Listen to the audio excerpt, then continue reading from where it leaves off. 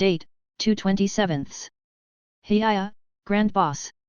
I just wanted to let y'all know that there was some leftover IT stuff in Cube 16AA that I saw as I was leaving today. I went ahead and let Jim in facilities know to clear it out of there for you, since we got a new hire starting Monday and they might be sitting there. Take care. Ye see. Bill. Fire Department Phone Line, by user Boatkvin. I saw a comment thread on r/sysadmin about ISP technicians sneaking into demarc spaces and it reminded me of this story from a couple years ago. At my previous company, Company A, they owned Building 1 and Building 2. At some point there was some weird restructuring and moving of buildings. At the end of this, Company A built a property Building 3, and sold Building 2 and half of Building 1 to another company, B. They were all three in a row, so it was a little weird that we were split by them.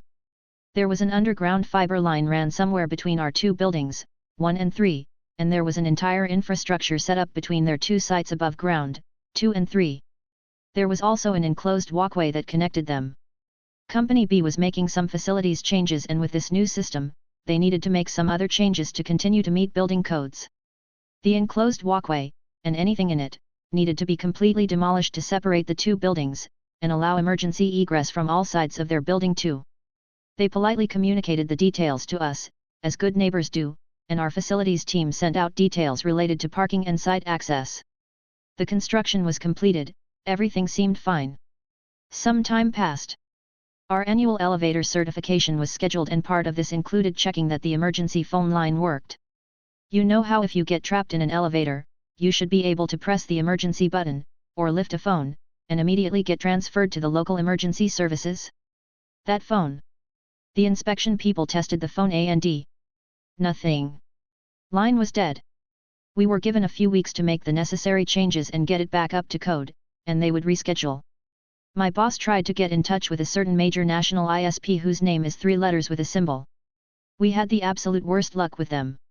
Every time we needed support, our provided account numbers couldn't be found. Eventually they would just open a new account for us.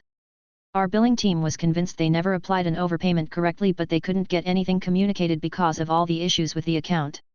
A year before this story, they accidentally cancelled one of our other phone lines and gave away the number, so we didn't even know which phone number was supposed to be assigned to this elevator.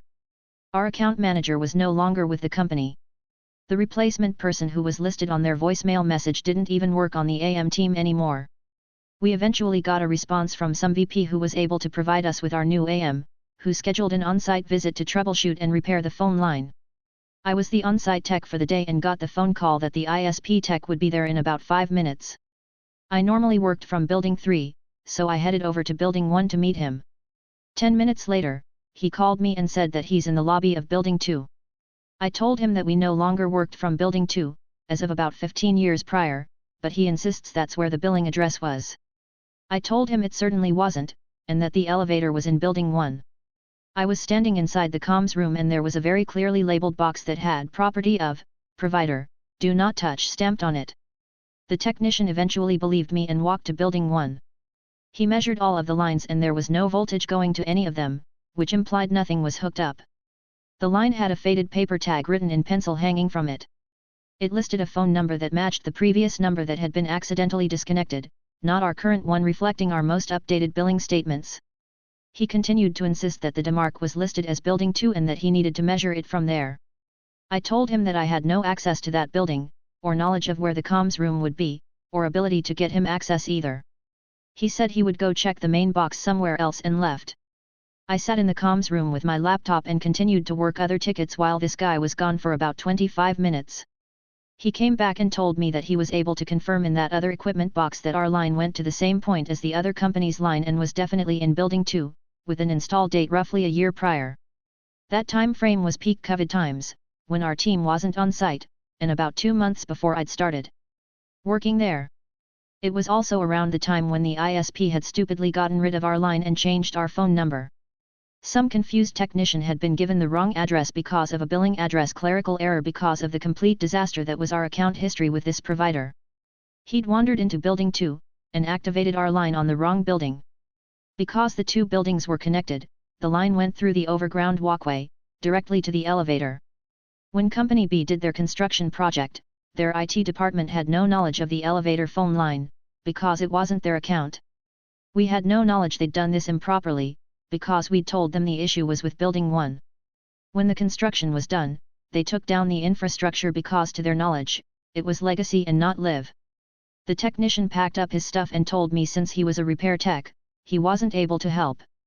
I needed to call our account manager back and request an installation so they could send an installation tech instead. I hate 3-letter 1 symbol provider.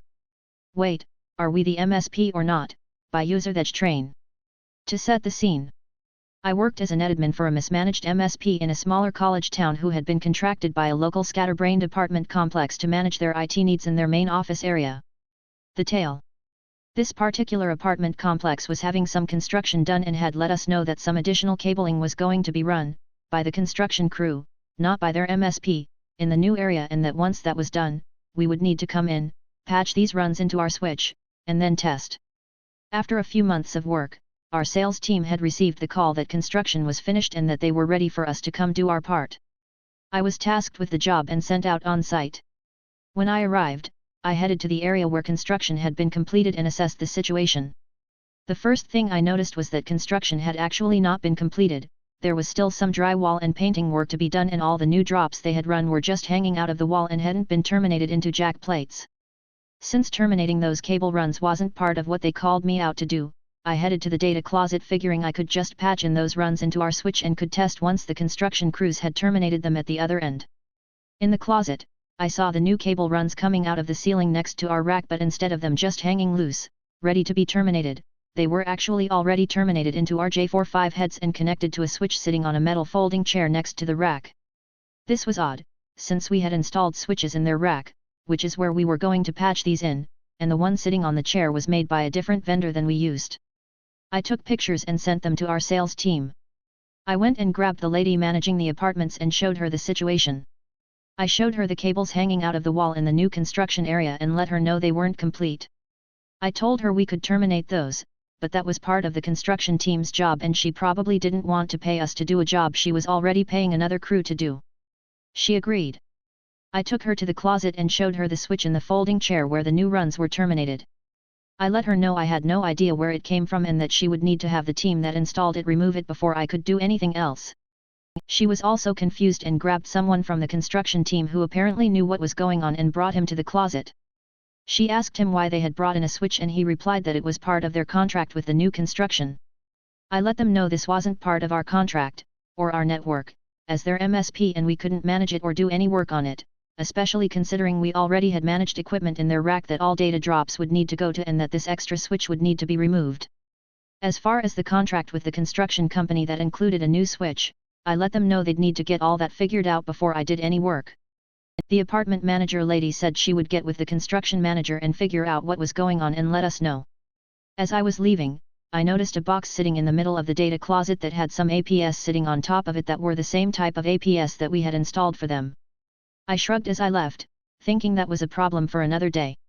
As anyone might have guessed, it was a problem for another day as I was called out not long after that to figure out what was going on with the Wi-Fi. Come to find out, not only had the construction team brought in this switch, but they had also pulled down all of the APS we had installed and installed new ones of the same vendor as the chair switch they had brought in and had plugged them into their switch, still separate from our network. Once again, I had to let the apartment lady manager know that the construction crews had installed some new equipment that we couldn't manage and that they would need to remove them and reinstall our original equipment before we could do any work. She was again nonplussed. Clearly, this project had been mismanaged and or not communicated well from the start. And on top of having to have these crews backtrack and undo a bunch of work that they had done, they also had to pay for me to be called on site twice to not actually do any work. Fairly easy work for me but a huge pain in the butt for the customer. At least this time, it wasn't a blunder caused by mismanagement from the company I worked for, who was prone to mismanagement. C'est la vie.